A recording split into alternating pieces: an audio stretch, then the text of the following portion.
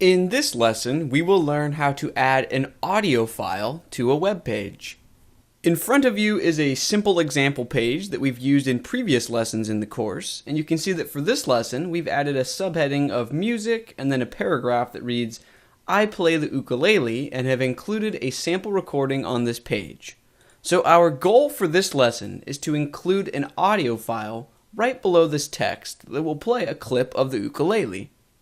On my desktop, I have an audio file named ukulele.mp3. So our goal is to write the necessary code to include that file in our web page. Let's begin by adding a bit of code underneath this paragraph. The code to include audio is very intuitive. It's simply audio. Next, within this audio element, we'll create another element named source.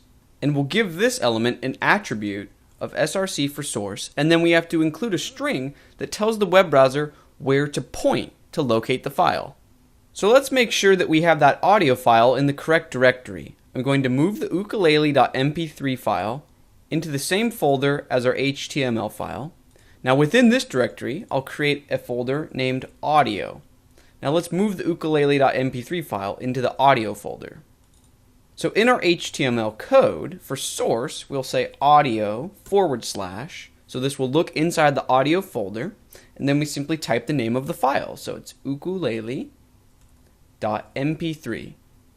We need to include another attribute for this source element, and its name is type.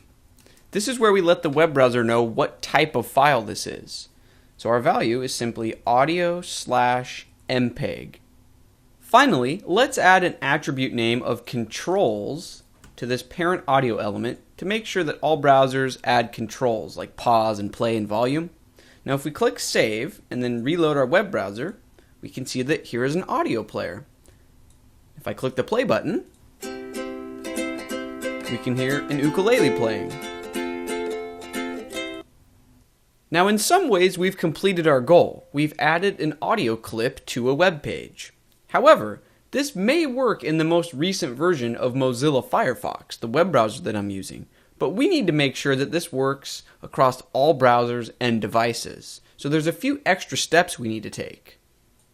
Most modern web browsers and devices can play .mp3 files. However, certain browsers and devices require a .ogg file, .ogg. On my desktop, I have an ukulele.ogg file.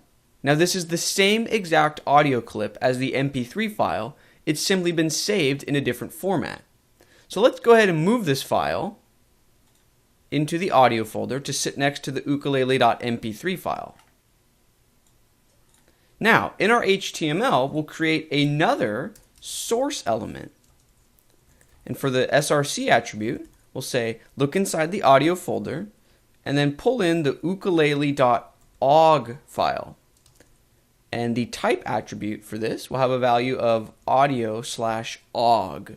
This means that our audio element now has two source elements, and web browsers will know to choose the one that they support. So if they support MP3 files, it'll grab this one. And if the browser supports OGG playback, it'll use this source. So we have all of our bases covered for modern web browsers and devices. But let's include a bit of extra code to make sure that even old or outdated web browsers can still hear our audio file. Even though older web browsers don't support the audio element, they do support fallback content, which means we can include content within the audio element, and if a web browser is too old to be able to load one of these files at all, it will still display our fallback content. So we can begin typing that fallback content. I'm going to create a link. We remember that the code to create a link or an anchor is simply A. Now the text that we want users to click on is ukulele audio recording. Now on this element, we want to give it an attribute of href, and this is where we point to the file, audio, and we'll use the MP3 file because it's the most common format, ukulele.mp3. So with this code in place, newer web browsers will still see a player that they can click on. However, let's pretend that I was using an outdated web browser. I would see simply this link, this fallback content. So it would look like this. Users would still see a link that they can click on, which plays the audio file.